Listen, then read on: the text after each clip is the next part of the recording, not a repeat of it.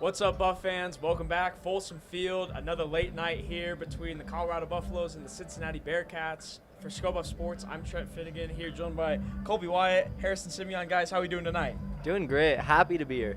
I'm absolutely stoked tonight.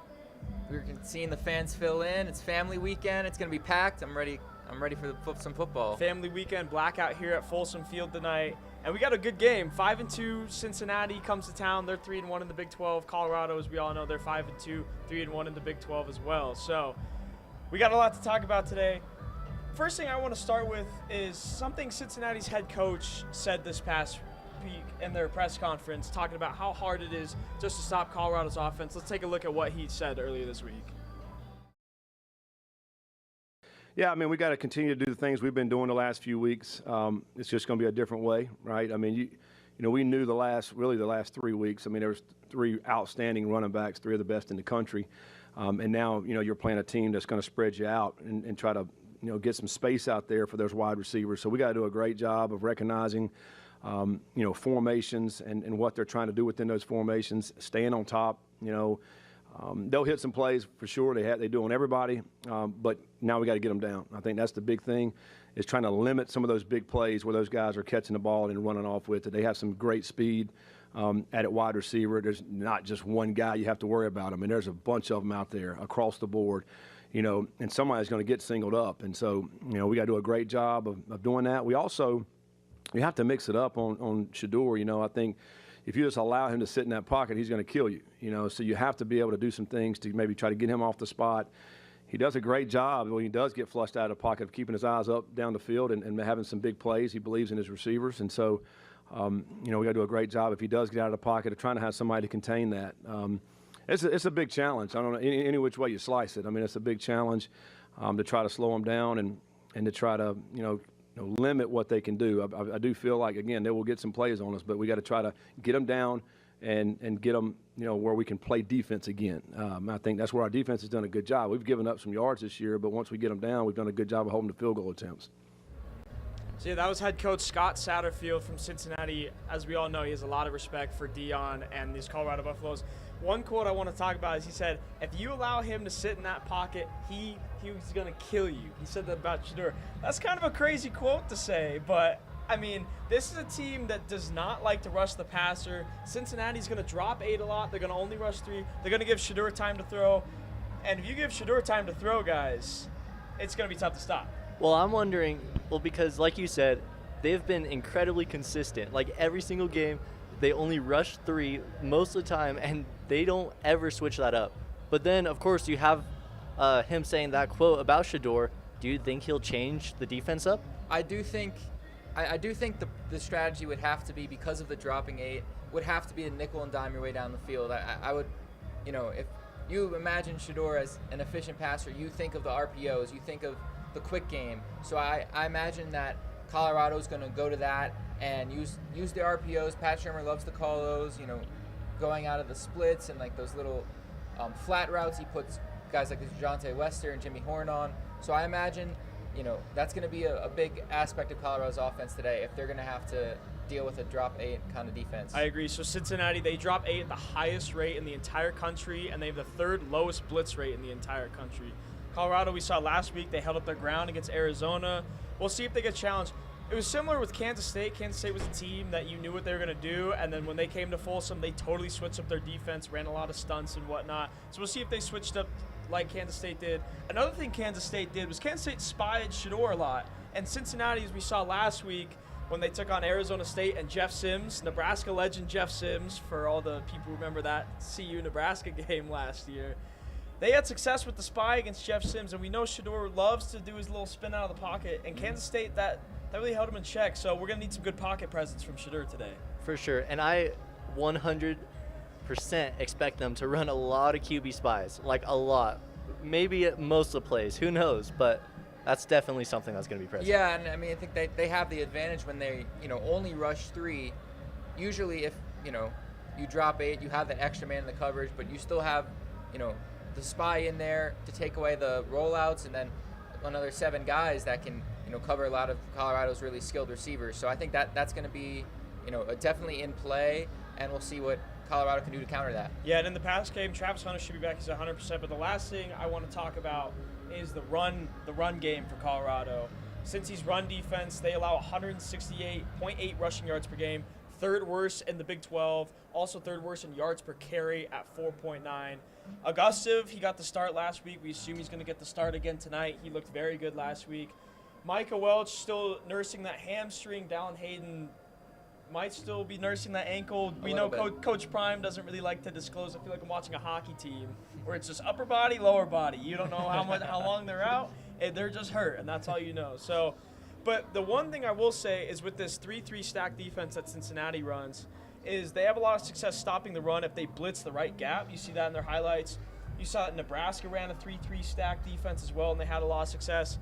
So if Pat Shurmur is going to just call zone runs the entire night, they're going to be able to tee off and just blitz opposite of the back, and it's going to be good. So you're going to need Pat Shurmur to really get creative in his play calling, pull some guards, maybe motion receivers across. You got to create misdirection, especially when you got teams that's going to blitz a lot of backers out of a 3-3 stack defense. Right, there's got to be creativity, and that's really been the key to how Colorado's been able to succeed on the ground. I mean, when there were those games where it was just zone read, zone inside zone, and then zone split, it never really worked for a full game. It ended up being taken away, and then, like we saw against Kansas State the last time the Buffs were here, they were forced to go to the pass, and Kansas State could just drop back and drop into that soft coverage and take away a lot of what Colorado loves to do. So I think being creative in the run game to just establish that, go at it early, is going to be a really, really crucial part of this game. So now I want to flip to other side of the ball, Cincinnati's offense versus Colorado's defense. Cincinnati quarterback Brendan Sorsby transferred from Indiana. He's been solid this year. 1,928 passing yards, 13 touchdowns, 4 interceptions.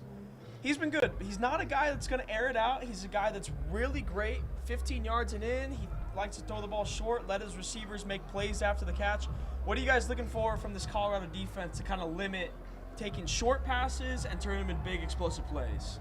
Well, me personally, one thing I noticed a lot watching Cincinnati is how often Sorsby is able to just throw to his first read. The offensive minds behind the Bearcats, they're very good at their job.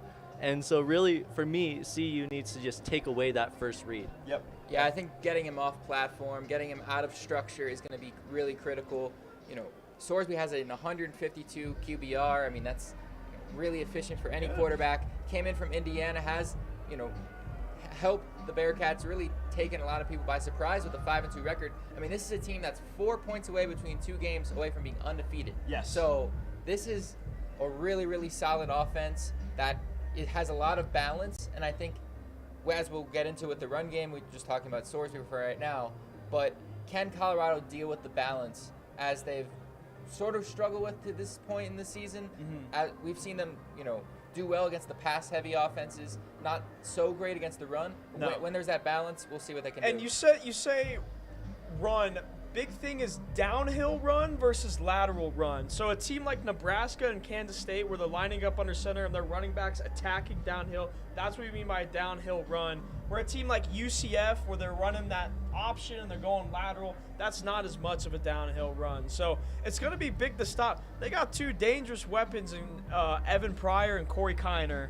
Kiner's the starter. Evan Pryor's the backup. Pryor's speed. He will dust you. He will run past anybody.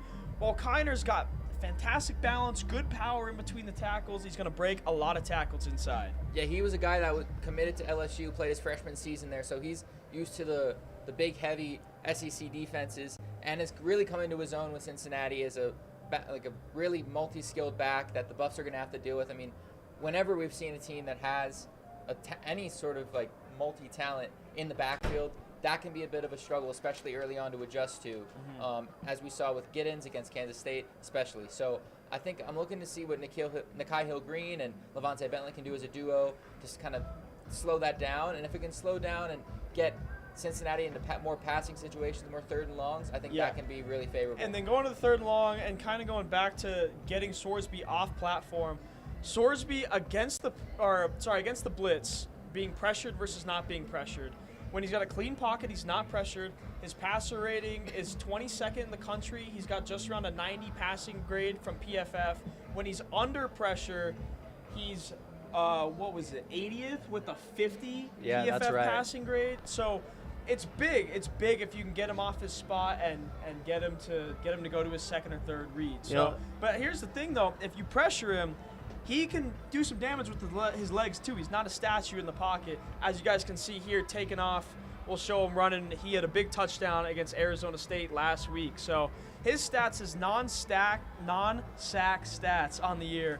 41 carries, 150 yards, and 6 touchdowns. That's solid for a quarterback through 7 games. Yeah, and I think that's going to be a really big part of the red zone for them. And, you know, they're a good offense that can move the ball, but I think the red zone is my biggest key to this game on both sides. Can Colorado finish drives? Can they bend but not break on the defensive end? Because Sorsby's longest run all year is only 14 yards, but he, can cheat out of the pocket and eat up when the pass game can be, catches the attention of Colorado secondary. So I'm looking forward to seeing that. And one important thing, we're talking all about the run game right now, but we cannot forget that Sorsby has the deep ball in his back pocket. He can absolutely throw that ball deep if we give it to him. Yeah, and it's kind of like what Avery Johnson did, where it's like he doesn't want to throw that deep ball. He's going to go short. But at the end of that game, when CU ran one-on-one coverage on that last drive, and Johnson threw 2 deep balls, and they got a touchdown on him. They got that 50-yard touchdown. So it's not his first weapon in his arsenal, but he does have it. He's got good accuracy. He will pull it out if he needs. So, and then talk about the special teams as well, because special teams, who knows with a Deion Sanders Colorado team, what is going to happen in the special teams of a game. Talk about the red zone, Harrison, but even if Cincinnati doesn't have to get into the red zone to score every time, their kicker, he's made a 55-yarder this year. He's 3 for 4 from 50 yards. Meanwhile, we know the Buffs, I don't even know with Alejandro Mata anymore. It's like sometimes they trust him to kick from 47, sometimes they don't trust him to kick from 40. So, like you saw against Arizona, they went for it on a 4th and 10 early in that second quarter on that deep backside dig to Travis Hunter. So, special teams, we'll see if Stoyanovich, the kicker, can get more kicks into the end zone, get more touchbacks, because they've lost a lot of field position on that before. So, anything you guys want to add on the special teams part of it? Or? Well, really where it is really important is getting down to the end of the game. If we're up 2 and their kicker can make a 55-yarder, that's less yards that their offense has to get for them to take the lead. So that'll really play in if it's a close game at the end there. Yeah, and another thing I wanted to add, just maybe even the punting game, that's important. Mark Vissett, we've seen him be a little bit inconsistent, not as rock solid and pinning teams down as he was last season. So if he can do a good job of that in playing field position, especially with an offense that can move the ball, but a defense that's been playing as well as the Buffs and just stopping long drives, I think that will be really crucial, as well as seeing some good returns from the Buffs.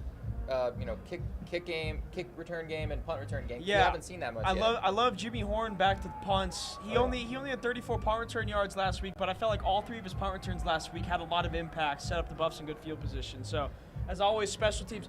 You can't win a conference championship by only being good in 2 areas of the field. You got to be good in offense, defense, and special teams. It's not a question. It's not for debate. Yeah. So, and then next we're gonna go Big 12 after dark.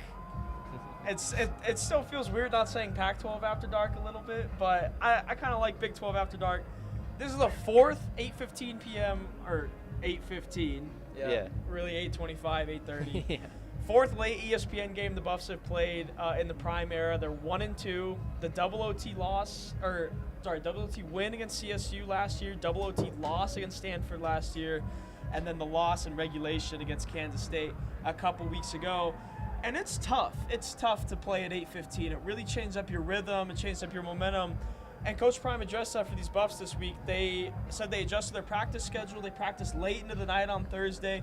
Do you guys think that that's going to have a big impact, playing late under the lights late at night in practice this week? It's human nature. As I said against Kansas State, you get up and you have to wait the entire day, and then even after it gets dark, you still have to wait a few more hours to play, the game you love, the game you train for. It's always going to be difficult. And, with a game like Stanford last season, we saw them get off to a hot start, but you can't start to get tired. You can't get content. You got to, keep punching. And the last 2 weeks ago against Kansas State, we saw an okay start. It wasn't as, dramatic as maybe I would have expected. Yeah. But I think that definitely will play a role, especially for Cincinnati. They're in Eastern time zone, so their body clock is going to be at 10:15 at night at kickoff. That's kind of crazy to think about. But I like how you said that because Colorado's yet to play a full game late at night. So we really need to see that from them. So, anything else, Colby, you want to add about these late night Big 12 after dark? Well, I would just say that, 3 games isn't the biggest sample size. I wouldn't say that, late games are really hurting us. I wouldn't say they're helping us, but I'm definitely not against him having some late practices, switching things up. And really, I do think this late game helps us a lot more than it helps Cincinnati. Like you said, it's 10:15 in Cincinnati right now. There's no way these players aren't feeling that a little bit. That's gross. Yeah. 10:15 start time for your body clock. It's gross. And now let's go to the Big 12. Let's go to the fun Big 12. Talking about Big 12 after dark. It's very This fun. conference is electric. This conference is so much fun. Texas Tech lost at TCU today after their kicker missed a field goal with roughly 2 minutes left, and then they had 30 seconds to go down and get in the field goal range. They put together one of the worst drives I've ever seen in my life. BYU had a good win at UCF. We know UCF isn't the best team. BYU wins that game 37-24. And then Oklahoma State drops to 0-5 in Big 12 play, losing 38-28 at Baylor. Well, really, just right off the bat, after this game, it's going to be a 4-team race in the Big 12. It's going to be, of course, undefeated Iowa State and BYU, and then, of course, Kansas State, and then the winner of this game. Yeah. And this is a play-in game. Yeah. There's no 2 losses, you're done. Week 9, Yep. 2 losses, you're done. Because BYU and Iowa State, CU's going to need help from one of them to lose a game, and then Kansas State the winner of this game. So it's crazy. Who would have thought that Colorado-Cincinnati was going to be a Big 12 play-in game? Nobody thought that this game was going to have these high stakes. These stakes are really high, and then a chance for bowl eligibility too, not just keeping up in the Big 12, but for the Buffs to get back into a bowl game for the first time in 4 years and have the most wins in a regular season since 2016. That's crazy. Yeah, that's crazy. And we're talking about the high stakes of this game, but really this is something I would like to ask the team and Dion about, because every single game we play is high stakes, higher and higher. And so really, how is that affecting how they think, how our team thinks? Yeah, I don't know. Rest of the Big 12, also games going on right now. West Virginia is up 17-7 at Arizona. Man, Arizona, it's tough for them. That game's about to hit halftime. Utah's all square with Houston at 7 in the third quarter. Utah's not as good. And then Kansas and Kansas State is tied in the second quarter right now, 7-7. Yeah, so that in-state rivalry is going to be frisky. those in-state rivalries, we see it. Colorado State always comes to play when they play CU. We know Kansas is going to elevate their game. So Big 12, I love this conference. I really do. It's a great I wasn't conference. sure what to expect when we went from the Pac-12 to here, but for Colorado, it's as a whole, I think it's going to be a really exciting time to watch football in this conference. Yeah, so right now, and then, so the Buffs are tied for second place with Kansas, three-way tie for second place is Buffs, Cincinnati, Kansas State, and then first place tie is BYU and Iowa State. Those 2 are undefeated. The next 3 have 1 loss apiece. And then TCU's lurking. The Buffs have a chance to be outright third place, though, after tonight. If Kansas can pull off a win over the Wildcats, we'd be outright in third at 4-1. Yeah. And it's going to be really fascinating with this conference, how it shakes out. Third place in the Big 12 gets us into the Pop-Tart Bowl, right? Pop-Tart Bowl. So if we're in the Pop-Tart Bowl, I'm happy. I don't know. Let's sidetrack real quick. Let's talk about fun, early December bowls, like the Gasparilla Bowl, the Pop-Tart Bowl. Hey, Coach Prime was saying, they need to get Peggy to a nice bowl game. A nice bowl game. She's got taste. Is Pop-Tart nice bowl? Should she have taste for Pop-Tart? Strawberry Pop-Tarts. Do you think she's a cinnamon or what kind of Pop-Tart She's probably is Peggy's favorite? classic strawberry. Classic strawberry Okay. Pop-Tart. Yeah, but they got to get her a nice bowl. Yeah, we don't want no Gasparilla Bowl around here. Or I guess the Outback Bowl would be fine on New Year's. That'd be all right. If it's a New Year's would be cool, yeah. But as long as it's not playing on December 19th at 12 in at the noon. Bahamas. Yeah, the Bahamas Bowl is one. So we'll see. Yeah, big stakes for Peggy and the Buffs to get bowling. And then we want to switch it a little different tone. Tonight on the field, we got purple ribbons in the end zone. Purple ribbons, for those who aren't aware, is for Hodgkin's lymphoma awareness. Colorado defensive end Nikhil Webb Walker diagnosed with lymphoma this week at practice. He made that announcement. So he said he's going to start chemotherapy pretty soon, right? Yeah. So if anyone's wondering what those purple ribbons are on the field, that's what it's for. We're all hoping that he has good chemo treatment. He gets back on the field because he's a great player. He can really contribute to this defensive line. So, and then we got game predictions. All right. Oh, all right. What do I've been we got? waiting for this. What do we got? Well, first off, I just want to say we all kind of have a similar idea about how this game's going to go down. Our scores are very similar. Our but scores are very similar. I'll start out with my score. I have it at 34-26. CU winning. That's a scoregami. 26. That sounds like a scoregami. How'd you land on 26? Well, I think I'm thinking field goals. Okay. I'm thinking Cincinnati. Well, I'm thinking they're going to end up down 24. We're going to have 34. They're going to have 24. They're going to be down 10. They're going to need a field goal and a touchdown. They're going to get the field goal first and then do nothing else. But really, in general, I think we're just going to hold them to a lot of field goals. At least a few. Harrison? So I've got 33-29 Colorado, and I've got to make this point before I get into how I think the game's going to go. I haven't seen one person predict Cincinnati's going to win this game. Nope. So they're going to come in with chips on their shoulders, knowing that no one believes in them. I don't want to say I'm getting Stanford vibes, but I know Stanford was Don't the worst you dare team. speak of that game. Don't you dare speak of that game. But I do think it'll play out in a way that shows the growth of the team, while also, harkening back a little bit to that game, because I think Colorado gets off to a hot start. Cincinnati might come back and outplay them in the second half. And I have 33-29. I know it's another weird score, Yeah. but I don't know if that'll be the exact number of points, but I think the Buffs will take this one by 4. Less than a touchdown. I think they backdoor. I don't know what the spread is. I think it closed at 3.5? No, it opened at 4, closed at 6.5. Okay, then Okay. they'll backdoor cover, I guess, if that is the terminology to put Yeah. it as. But I think the Buffs will come out and be able to hold them off. I think that is the biggest thing, and the defense can do enough to win this game. Yep. And yeah, I think overall it's going to be a nice night to be a Buffalo. So as opposed to these scoregami enthusiasts over here, I got 35-24 Colorado. Like I said, Cincinnati, the 2 games that they've lost, they've led up more than 27 points in both games. Yep. Colorado's only scored less than 27 points once. That was in Lincoln for the Nebraska game. Their other loss, they scored 28 points. So I just don't think that Cincinnati's going to be able to score enough to keep up with this Colorado offense. We know this Colorado defense is playing good.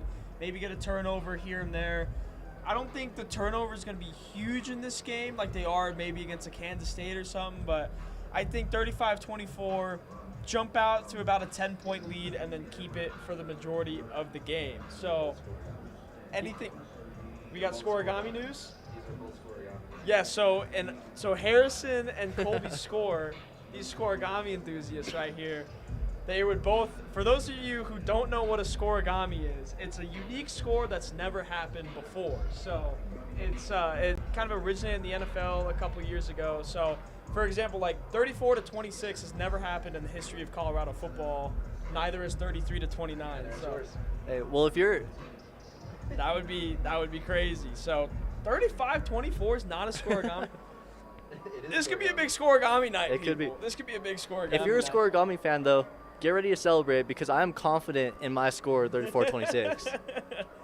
Oh my goodness! And then Buffs wearing white helmets, gray jerseys, gray All pants. gray, Guys, yeah. what do you think? We don't have a camera angle to show you guys. Sadly, we'll put it on the Skull Buff Sports Twitter here in a little bit for you guys to take a look at. What do you guys think of these jersey combinations? I'm not going to lie, I'm kind of falling in love. Yeah, I'm digging it. It's a new one. I know they wore the gray with the black helmets last season against Arizona. Yep. Now it's a new combo. I think it goes a lot better than that one. Oh, yeah. But no, I like this combo a lot. I like it a lot, and I think they're going to play good in them. Well, yeah. So, anything else you guys want to add? Well, I think we covered most of it. Just We're good. one thing I want to say is that don't underestimate this Cincy team at all. I mean, look at their 2 losses. They were 1-score games. All right. Well, for Scope Up Sports, thank you guys for tuning in to tonight's pregame show. We'll be back for the postgame show live probably around midnight after the press conference tonight. But for Scope Up Sports, Trent Finnegan, Colby Wyatt, Harrison Simeon, thank you guys for watching. Game starts in about 85 minutes. Let's have a good one.